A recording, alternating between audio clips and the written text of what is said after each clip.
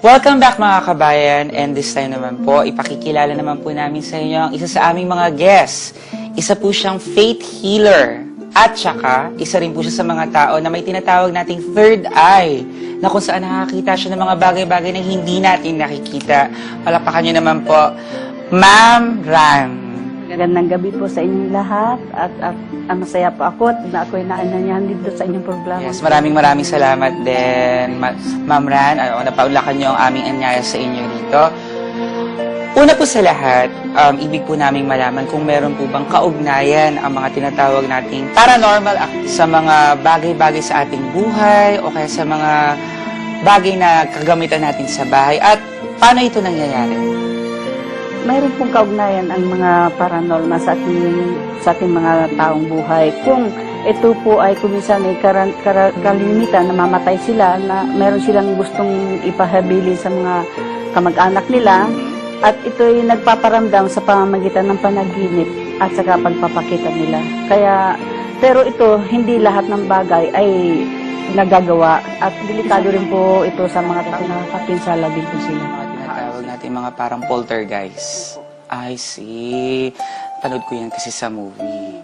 Kaya tinatanong ko lang din kasi baka mamaya may nangyayari rin pala sa akin. Madalas yan dito sa Japan kasi, di ba? At saka, hindi lang dito, pati rin sa ibang bansa. Sa buong mundo nangyayari po So, yan. ibig sabihin, kunwari, yung namatay na tao, naiwanan yung isang gamit, tapos meron siya nagawang masabi dun sa kanyang mahal sa buhay, kamag-anak man niya, dun siya pwedeng mag-umpisa magparamdam. Opo. Kalimitan po sa mga panaginip at saka sa pagpaparamdam nila at saka kuminsan din po kung hindi po nila magawa yun, naggagawa sila ng isang bagay na para yung tao ay Next question natin. Bilang faith healer, sa palagay mo, bakit meron tinatawag na mga ligaw na kaluluwa o kaya naman yung tinatawag nating multo? Yung mga ligaw na kaluluwa po yan, yung mga namatay na hindi po nila tanggap na sila namatay, yung biglaan. Tapos meron silang mga gustong iparating sa mga mahal sa buhay nila, kaya sila bumabalik at nagpaparamdam. Ngayon, yung mga multo po naman, yan po ay yung mga namatay na yung talagang tao na hindi sila nakapaghiganti, kaya gumagawa sila ng paraan para manakit ng tao, para makaganti sila sa mga taong nagkaroon ng atraso sa kanila. Kaya mga bad spirits Sabihin pala na talagang totoo pala na kapag naman po, nangyayari po yan pag halimbawa may kaaway siya tapos bigla siyang namatay, galit na galit siya sa tao, tapos hindi siya nakapaghiganti, kaya dinadaan niya sa pananakot. Kaya nakakapinsala po talaga ng mga tao. Buti na lang hindi pa ako nakakita ng multo. Anyway, ayan, this time naman, punta naman tayo sa isang bagay naman na medyo sensational sa mga tao. Palaging lumalabas ito yung mga tinatawag nilang haunted house. So, paano nyo naman masasabi na ang isang bahay ay haunted kung tawagin? At paano naman to kaya nyo po bang mapaalis sa mga tinatawag na mga multong naghahunt dito? Sa pamamagitan po ng ritual at sa pag-blessing ng bahay at sa panalangin. Kalimitan po yan, kinakausap po namin yan kung bakit sila nagmumulto at bakit sila nananahan sa mga sa mga bahay na matagal nang walang nakatira at tinatawag nating haunted house. Ayun po, at saka minsan po sa mga daan na hindi masyadong daan ng tao, doon po sila kalimitan nagpapakita. Ng Balete Drive. Sikat sa Pilipinas kasi. So, ibig sabihin pala na ano ba yung tinatawag natin na kadalasan na nagiging rason ng mga ligaw na kaluluwa, bakit nila hinahant ang isang bahay? Kasi po, karamihan sa po experience sila, nyo? Experience ko po, humingi po talaga sila ng dasal. Dasal. Parang tulong. Parang tulong na para makarating sa paroroonan sa langit, sa paroroonan nila. Kaya hindi po dapat kinatatakutan ng kausap. So, Madam Ran, matanong ko lang din. Kasi minsan, meron akong napapanood o kaya yung nakikita ko sa internet. Parang may na pag, kunwari sa sementeryo o sa patay, yung mga pinapakita nila mga special effects. Ito yung tinatawag nilang orbs. Ano ba yung orb? Ano rin po yan, mga kaluluwa rin po yan, mga spirit ng mga matay, karamihan, yung mga pinapalaglag. Kaya yan hindi nakakapinsala ng mga tao. So bali isa itong form ng kaluluwa.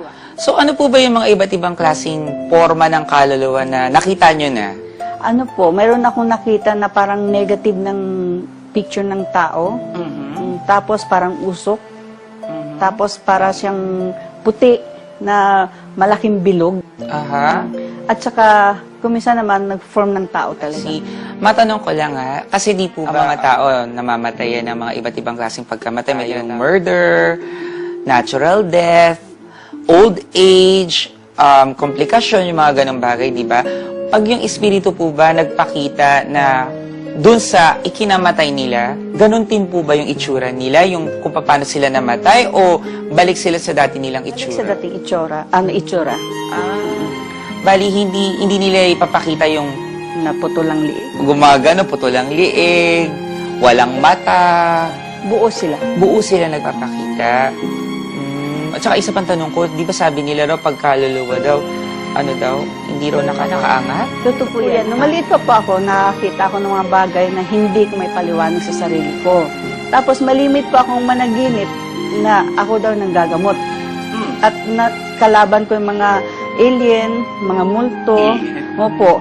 Tapos sina Magellan. Tapos nakipag-away po ako na may mga gamit akong pang rin talaga. Pero ang nasa likod ko, laging cross na maliwanag. Tapos bumababa si Papa Jesus sa likod ko. Tapos sinasabi na isa ko sa gagawin niyang instrument, tatatakan daw niya ako sa noo ko.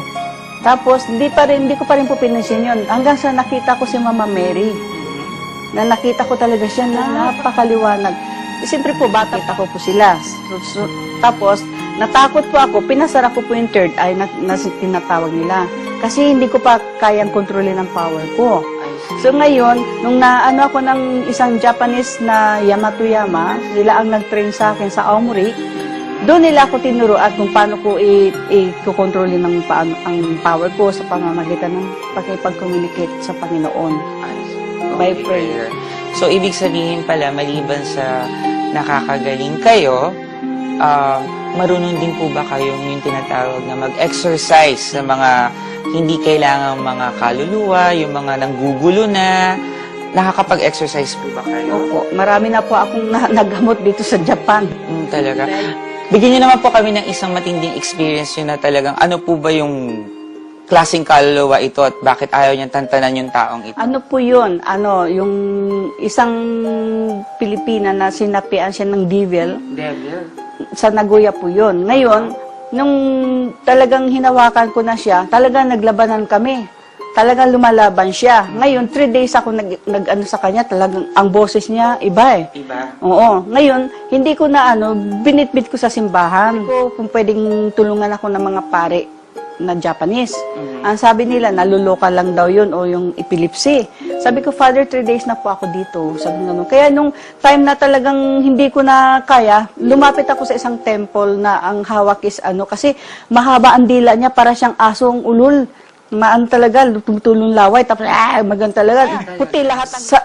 Na rin ako, mag-iisa ako, alam ko, ikamamatay ko to sabi ko gano'n. Pero, lumakas pa rin ang loob ko dahil sabi ko, Lord, walang ibang hindi imposible sa inyo. Kaya yun ang pinaka-experience ko talaga nung dinala namin sa temple. Sabi ng manggagamot na mga Japanese, mabuti daw na kaya ko dahil kung hindi, baka ikamatay ko daw dahil devil ang kalaban ko. Hindi po yun talaga. Umangat talaga. Bali, hindi na pala to kaluluwa. Hindi na, umangat talaga siya.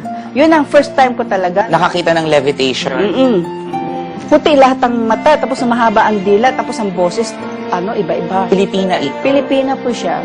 Kaya kayo mga kabayan, mag-iingat po kayo, ha? Sa panahong ito, talagang hindi na natin malalaman din kasi kung sinong sinasapian, tsaka kung kailan kasasapian, kalahin mo ngayon sinasapian din ako. Anyway, Madam Ram, maraming salamat sa pagpapaunlak niyo sa amin na dumalo rito sa KNC.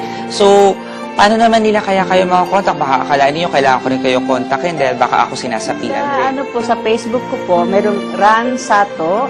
Ayan, tapos, ipapakita natin sa screen nila. Ito po yung telephone number ko, 080-4328-0577. Diyan po niyo ako. Gusto rin po niyo sa bahay, meron din po akong telephone number sa bahay, 761-0061. Maraming salamat po sa Maraming iyo. salamat din po, Madam Ran. At saka wala po ba kayong gustong iwan ng mensahe sa ating mga televiewers sa KNC?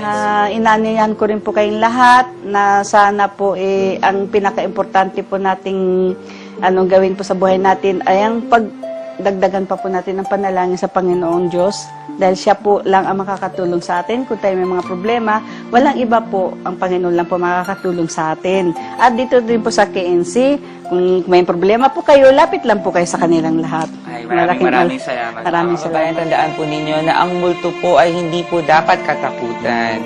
Matakot po tayo sa buhay, wag po sa patay. Maraming salamat po. Maraming salamat ulit, Madam Ran.